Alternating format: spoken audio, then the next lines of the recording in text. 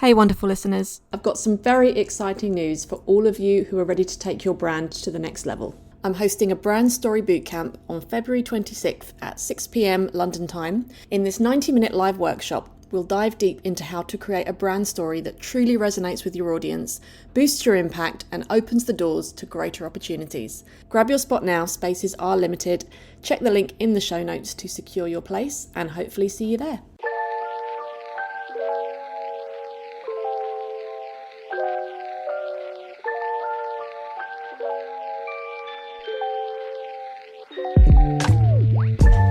Hello and welcome to the Smart Beauty Podcast. I'm your host, Viola Levy, beauty journalist and founder of copy-led branding agency, Smart Beauty Creative. We're here to create your brand voice and craft the story behind it. Hello and welcome to today's show. Today I'm joined by the incredible Rebecca Jaquest, founder of Nyita, a brand that's redefining luxury with its uncompromising commitment to ethical and sustainable sourcing. Now, many brands are sustainable from the get-go. I think among today's consumers, it's seen as a non-negotiable, but there are very few brands that I've come across that take sustainability as seriously as Nyita does. Speaking with Rebecca, she's so knowledgeable and passionate about creating a beauty range that is truly eco-friendly, and she's exploring different extraction methods and technologies, which we'll get into in our chat, that are really changing the game where protecting the planet is concerned. It's really interesting because things like natural ingredients that you automatically assume are sustainable, actually, when you peel back the layers and look at how these natural ingredients are extracted, there are a lot of issues there with the kind of solvents used to extract those ingredients, which we will also delve into a little bit more. So it's a really thorny issue, but it's really refreshing to speak to brand founders that aren't just paying lip service, but actually really know their onions when it comes to manufacturing products that are truly better for the planet. And Rebecca is a great example of that, which is why I wanted to get her on the show to chat further. Their latest product is a patent-pending sunflower wax candle, an environmentally friendly alternative to soy, and it's just a masterpiece of both sustainability and scent, down to the type of wick they use and then also the wax itself. Really excited to have Rebecca on to chat a little bit more about the journey into creating Nyita, and I hope you enjoy our conversation. So thank you so much for joining me today, Rebecca. It would be great to get some general background on your career and how the idea for Nyita came about. Yes. So it was when I was pregnant with my first child, I started looking at ingredients in a way that I just hadn't done before. I literally just bought products, and it actually sounds crazy to me now, but I just bought products and I didn't even look at what the ingredients were. And obviously, when you're pregnant, there's some things you have to avoid. So that started me looking at them and Googling them. And there were things in there that were, at best just unnecessary, sometimes potentially harmful.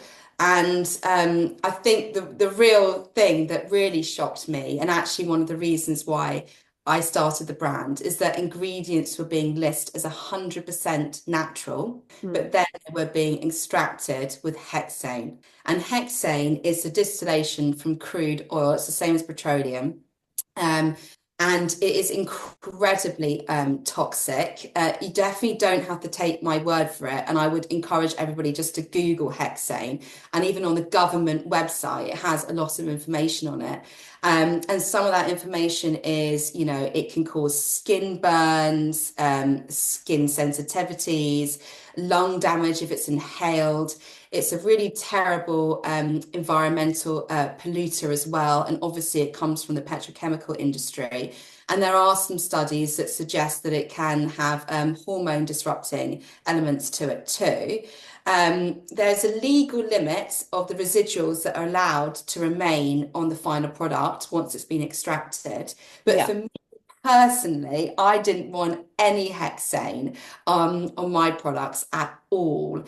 So that was the real big step that we we took that, right.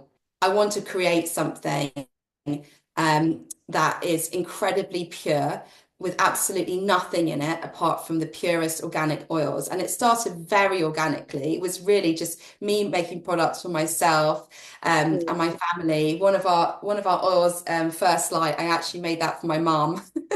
And then it just, Oh. yeah, it just grew from there. Because you were an actress. That's your background, is that correct? Yes, yeah, Thing. absolutely nothing to do with beauty at all. But I do genuinely think that because I haven't got any experience within the sector, that it's actually led me to do things in a very different way. And I don't think that the brand would be what it is Mm. if I had have done, because I've just come at everything from a completely different angle. So Yeah. yeah.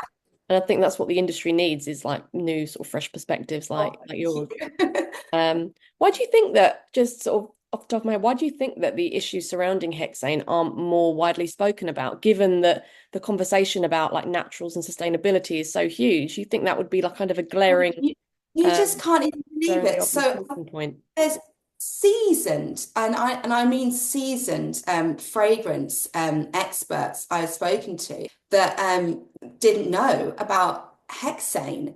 And I think the reason is because um, people don't have to list how they extract at all. Mm. So even if you wanted to avoid hexane, you pretty much can't, because there's nothing online at all on any of the brands of how they actually are extracting those ingredients. So people just don't know. And to just give you a little bit of example of how widespread use the hexane is in the industry. The beauty industry is one of the fifth largest users of hexane, and there's 92 Olympic-sized swimming pools of hexane used a year in products. So to make a decision not to use any products using hexane is actually really no easy feat, because Mm. it's very difficult because so many of them are. But we take that step because, as I say, personally, I believe that's what's best for people's skin and for the planet. Yeah. But yeah, it's very difficult. It's not listed at all. And we do list our extraction methods. So we only extract with the following methods: steam distillation, cold pressing, CO2, and enfleuage, and that's it. Mm. So yeah. And the last one, that's quite a kind of ancient sort of traditional Oh technique, gosh, isn't that it? is such a special.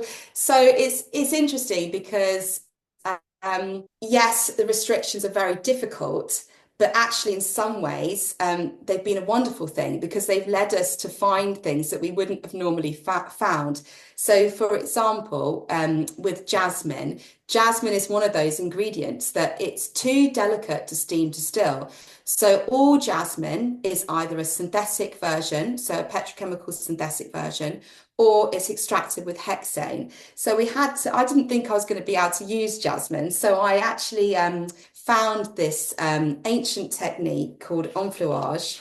And I don't know whether you can see it, but for anybody just listening, um, every day for over a month, they place fresh jasmine flowers on the vegetable wax until the desired scent is reached. And then once it's reached, it's extracted with an organic alcohol. So it is a very timely process. It's a labor of love. And that's why people Yeah. don't want to use it because it takes too long. But I love it. And I think it's so special. And actually, it delivers a far superior scent, because when you extract in the other way, you actually lose some of the scent molecules. Oh, really?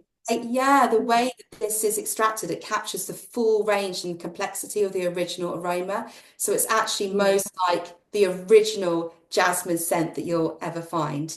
Yeah, it's really special. I mean, I think it's so challenging, isn't it, to create something that's truly sustainable? I mean, do you think it's kind of the preserve of luxury brands like yours that are able to do that because you can have those high price points, which means that you aren't kind of constricted in that way? That is a really good question. And I think that we never actually really set out to be a luxury brand.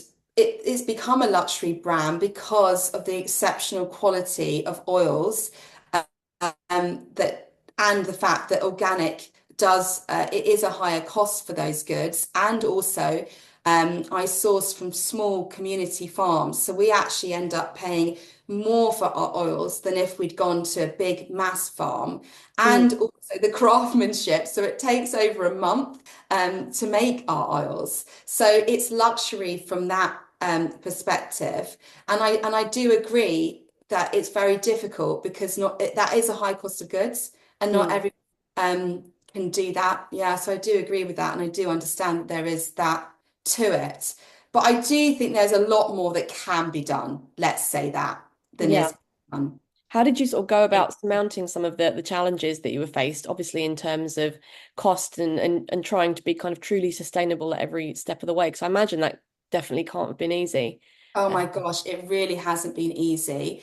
And obviously, you know the restriction of hexane, but it doesn't actually stop there. So as much as I talk about natural really is not always good for the environment. And no. that is a really big passion of mine and super important. So when you harvest oils, taking out the whole plant, including the root, so for example, vetiver or cutting down the trees, you actually damage the topsoil, and the topsoil is a lot more precious than is talked about or I'm realized, only because just learning this because it's so intricate, isn't it? And I think, it's was it you that told me that it takes sort of thousands of years for topsoil to, after it's been sort of disturbed, to then go back to its yes. original state? So if the topsoil has been over harvested and damaged by the harvesting methods, then it can take between 200 and 1,000 years for 1 inch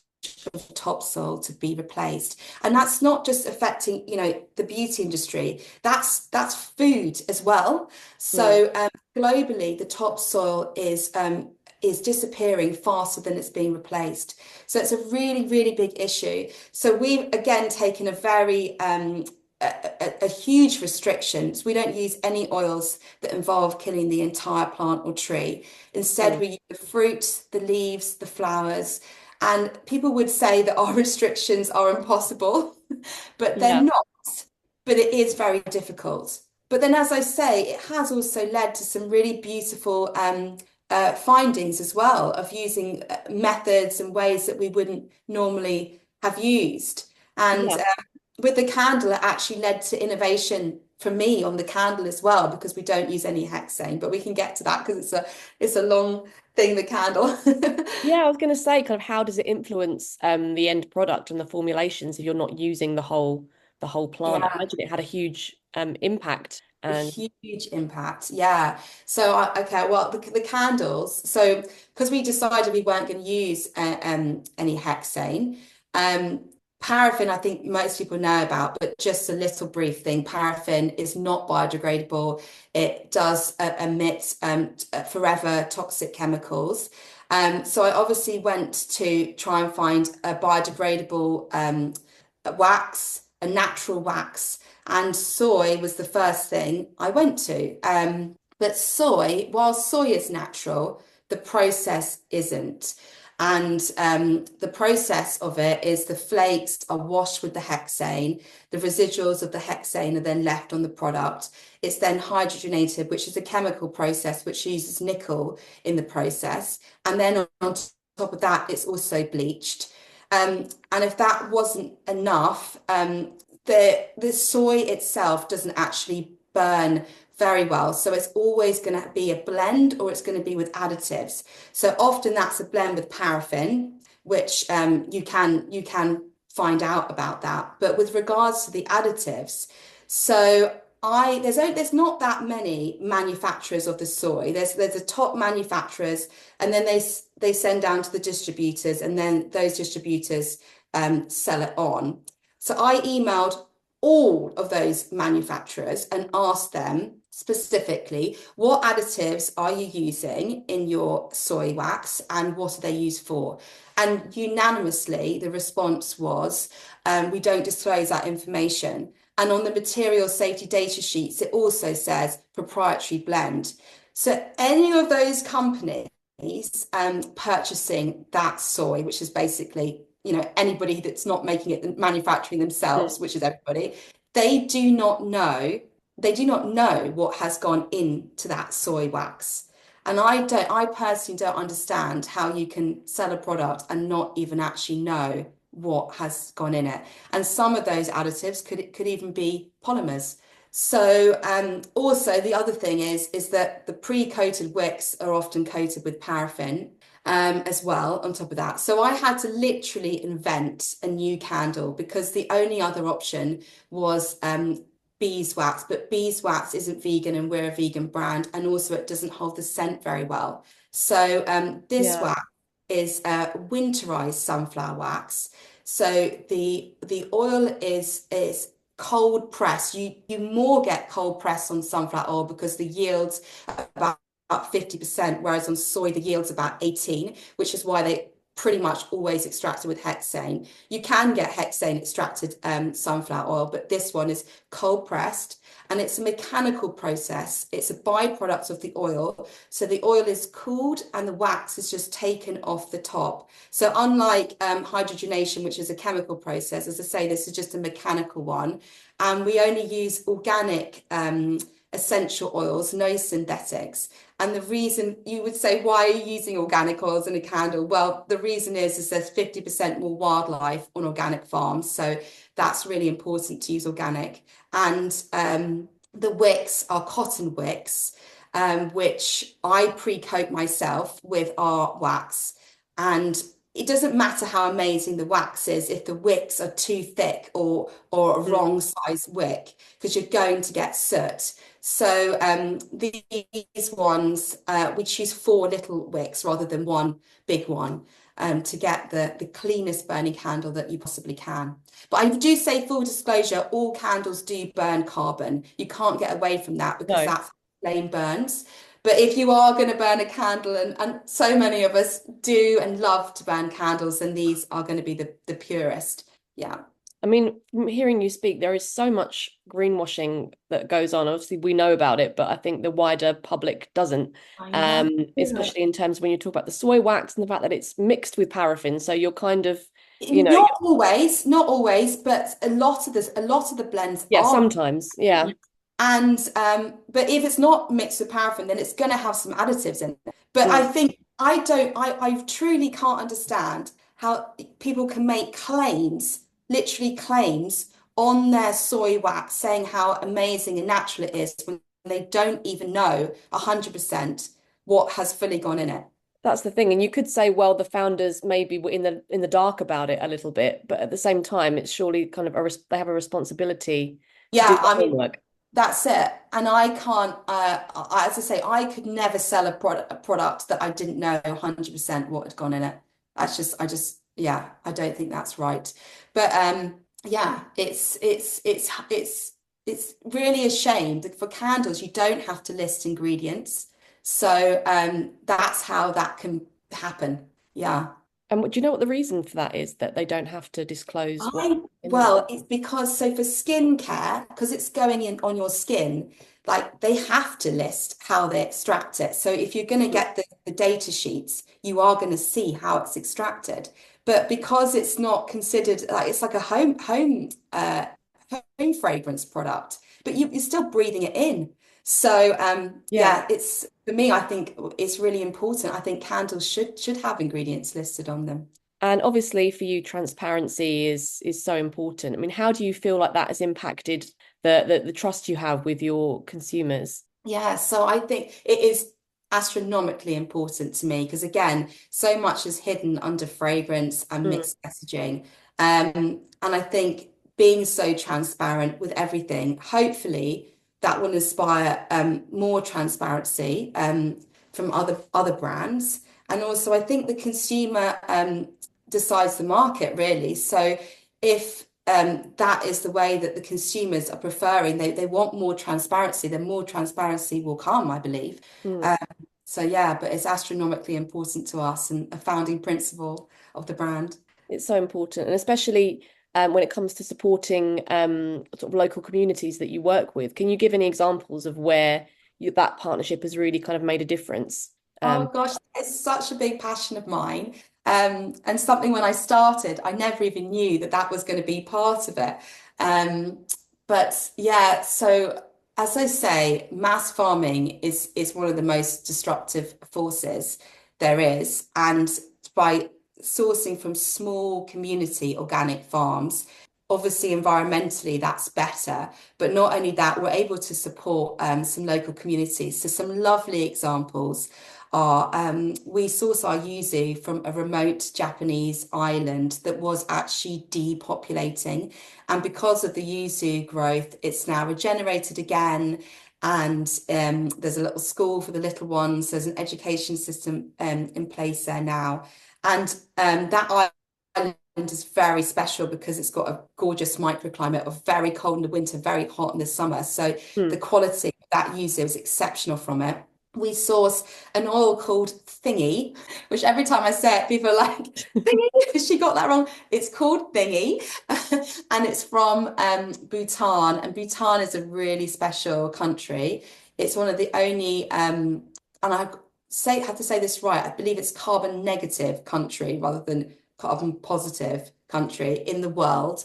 And there's over 160 households that we're helping to support by sourcing from them. And we have a wonderful patchouli that comes from Rwanda. Rwanda obviously had the genocide, so a lot of the workers are widows or young adults that were orphaned. So it's quite heavy. But that's again over 200 local farmers that we're helping to support there. So yeah, and where we source the jasmine, a lot of the women as well are have been affected by guerrilla violence. So that he's very it's a lovely, lovely community there too. So yeah, it's wonderful. And the more we grow, the more we'll be able to support. And yeah, the more I'll be able to do of that. It's amazing. Sounds like you're doing fantastic work. Can we talk packaging for a minute? Because Yes, obviously you're a luxury brand, so yes. there's the expectation that the packaging should be kind of very sort of high quality and premium. How do you balance that with the sustainability aspect? Yeah, so again, our ethics don't stop at our product. The packaging was so important too. So they obviously do have the Lux feel, but they are made with 100% recycled paper and are recyclable. The label on the back is made from sugar cane.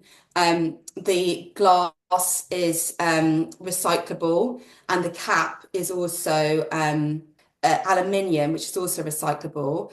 I do say there is a small piece of functional, the seal inside the cap is plastic, and our aim is to be 100% plastic free, but we haven't been able to find an alternative to that at the moment.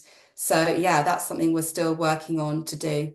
Yeah, well, I admire you being honest and upfront about that because I Oh, thank imagine you. that, yeah, it must be so, it's so tricky. It's kind of like a Rubik's Cube, I think of it, because you sort of think you solve one problem, then another one kind of emerges the other side of it. And it's, Absolutely. And it is so hard. Like, and that's why you have to just keep trying your best to do the mm, best you can, I think. And obviously, cha the more people demand, right, okay, we want an option to this plastic in the cap, then those manufacturers will have to start thinking about it and have to change it. yeah. Um, I mean, do you yeah. think that these things are going to kind of affect the more mass market sector of the beauty world? Do you see that kind of happening already? I Uh, hope so. As I say, I really do think that the consumer decides the market. So the more that people actually are looking at the ingredients or trying to find out the information, then that's gonna only help drive that. I think, like you say, it is difficult when it's so for the larger mass companies, obviously they're gonna have shareholders to answer to and they'll have a very different structure in the way that we don't. So being independent, we can do things differently. So there, for example, they'll be very much profit driven. So each sector they'll have to be their profits will have to be up, and obviously they are going to make decisions that are going to compromise the product in order to reach that. Whereas because we're independent and we've actually come at it at a completely different way round, our aim is to make the most exceptional product with nothing but the purest organic oils.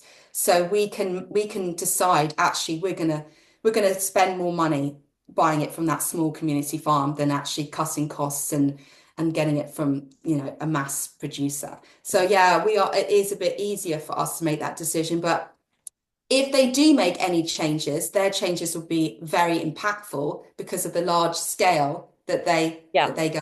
Yeah. Yeah, Well, he's hoping at least. yeah, yeah. Obviously, yeah, I think it will take a while, but hopefully you can sort of start to see things are slowly changing. Um, Yeah. the organic beauty market is obviously extremely saturated at the moment. How do you guys ensure that you stand out and cut through the noise? Yeah.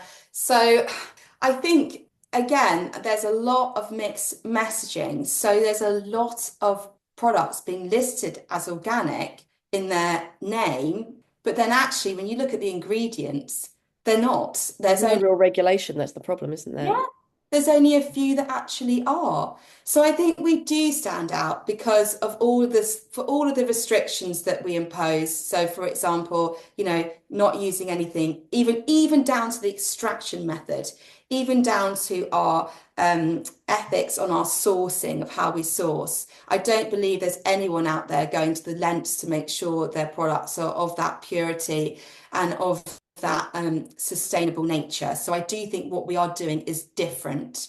Mm. Yeah, And do you see yourselves kind of helping to change the future of luxury beauty in general in years to come? we're going to give it a damn good go, let me tell you. Yeah. Um, So yeah, I think the messaging is so important, and as well, I'm so grateful for the opportunity to talk to you here because obviously it's so much that we do to people to really understand, and also we've got the social we're pushing and our website, and every product comes with a booklet, and that explains everything we do and why it's so special. So we will just keep going with trying to get the message out as much as we possibly can. And then I do think hopefully it will lead to change. and how do you ensure that you kind of continue to innovate and stay competitive? Because obviously consumers now are getting more demanding. They want kind of cutting edge products. So, for example, like the candle market is is enormous, and people want their candles to kind of perform up there with the sort of top end brands. So how do you kind of find that balance between all of the kind of the great sort of strides in sustainability, but then also making sure that the product is innovative and can sort of hold its own among all of the competitors out there? Yeah, I think if we've hit any trends or if we've, the innovation has come organically from our restriction, but I never ever want to be focusing on trend and what's the next thing because to me that's not the way round that we'll ever develop our products. We'll only develop them, as I say, to make the most exceptional quality product. And if it happens to be on trend, um, then Yeah. that's an accident, really. And I have to do it that way. I have to do it that genuine way. For me, I just can't I can't focus on what's the next trend because for me that doesn't feel like that doesn't feel the most organic way to make that product really. But yeah, as I say, if we have created something innovative with the candle. There is a patent pending on that. Didn't say that, but that again, yeah, it was just born out of the fact it was a genuine need to create something different. So yeah, I think as we go along, there'll be probably more need to create something different. So I think innovation will come in that way. It will be a very genuine rather than focusing on what's the next trend. Yeah. And how do you kind of balance that pressure to scale and grow with the need to kind of stay true to your values and all of the standards that you've just mentioned? Yeah, that's a really great question. So some of the oils, for example, the Enfleurage Jasmine, it is just going to be small batch. And I think there's something really beautiful in that. But the other products are definitely able to be scaled. And the more we scale, the more we will be able to support the small community farms, the more we'll be able to do. It was always my intention and mission for Nyita to be a force for good. So as we grow, we'll just hopefully be able to do more and more of that. Yeah. And where would you like to kind of take the brand in the near future? Like, what is your ultimate goal, would you say? Gosh, that's a really great question. I think the ultimate goal would be just to keep getting the brand out there more and more and see it grow so we can do everything that we really want to do with it, which is, as I say, support more and more community farms, deliver the best products that we can. And yeah, as it grows, we'll be able to do more and more of that. So that would be wonderful. And yeah. And we're almost sort of at the end of our time, but in terms of brand story, how would you sort of advise other brands who are looking to kind of enter the kind of sustainable beauty space? How would you advise them to make sure that story they're telling is authentic and that consumers have that sense that, yeah, these guys are the real deal? It's not kind of Yeah. you know, So it's greenwashing. you really, really, really do have to do your research, and you really do have to ask the questions, probe the manufacturers, find out like that is again another reason why personally I go to the small farmers, because I know exactly where that's come from. They distill on site, so I know. So I would it is a huge effort, but I would definitely recommend doing that as well. Try to actually go to the source. Make sure you are really, the other thing that we do is we do everything in house. So if you can, rather than just outsourcing to a lab, like do everything in house so that you know every single step of the way is to deliver the most exceptional products, and you're not going to compromise that just by outsourcing it. So yeah, just it took, as I say, it took 5 years to get to launch point, and that is because of that huge amount of research and time and everything that went into it. So yeah, just take that. No, for sure.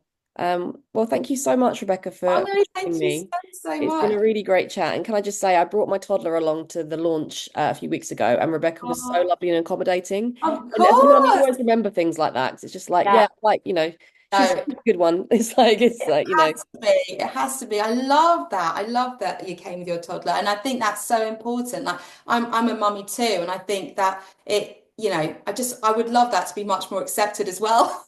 Yeah, So yeah. I mean, I get that's it. You don't want loads of screaming toddlers running around your meticulously oh, planned launch, but at the even same time, it's better. always good Oh my to. God, she was adorable. Oh, Yeah. well, thank you so much, Rebecca. It's been so lovely chatting with you. Thank you so much.